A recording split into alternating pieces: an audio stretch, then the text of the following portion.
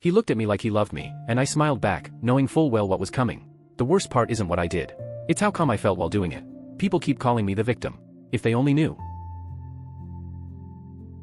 She looked me dead in the eyes, right there in front of her friends, and said, "You can't even satisfy me, let alone provide for me." The whole table froze. For a second, it felt like every sound in that fancy restaurant vanished, just me, her, and those words hanging in the air like a slap I didn't see coming. I didn't yell. I didn't throw my drink. I just smiled. A calm, quiet kind of smile. Then I set down my napkin, paid for my salmon, and walked out. But let's rewind a bit. Because that wasn't where it started. Hey viewers, real quick, thank you so much. Over 14% of you are already subscribed, and it honestly means the world. If you're new here and love these wild Reddit-style stories, join the family and hit that subscribe button. We're on the road to 10K. Alright, buckle up. This one? This one still blows my mind. Vanessa and I had been together for about 8 months. She's 24, I'm 25. At first, things were great, late night takeout, bad Netflix marathons, random road trips. But over time, she started changing. Or maybe I started noticing things I'd ignored. I'm a plumber. I own my own business. I work hard, I make good money, and I actually love what I do. Vanessa, though, she's a manager at some high-end boutique downtown.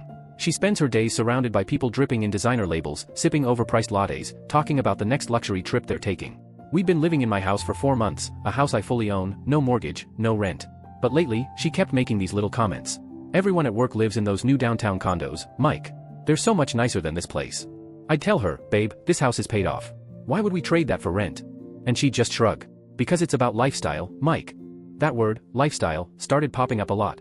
And then came the girls. Her new work friends. They all dated these polished guys with shiny job titles, digital marketing strategist, corporate finance associate. Suddenly, Vanessa seemed embarrassed to introduce me as a plumber. Why can't you just get a normal job like everyone else, she said once. Vanessa, I told her, I own my job. I make more than most people with those titles. It's not about money, she shot back. It's about what people think. Fast forward to last Friday. Vanessa texts me. Let's go to that new upscale restaurant downtown. It's one of those places where the steak costs as much as my water bill for a week. But I agreed. Then she adds, oh, I invited Ashley and Madison from work, and their boyfriends. You'll finally get to meet them. Red flag number 1. Saturday night. The place looks like it was built for people who say things like, let's circle back. Dim lighting, gold accents, violin music floating through the air. Ashley and Madison show up with their guys.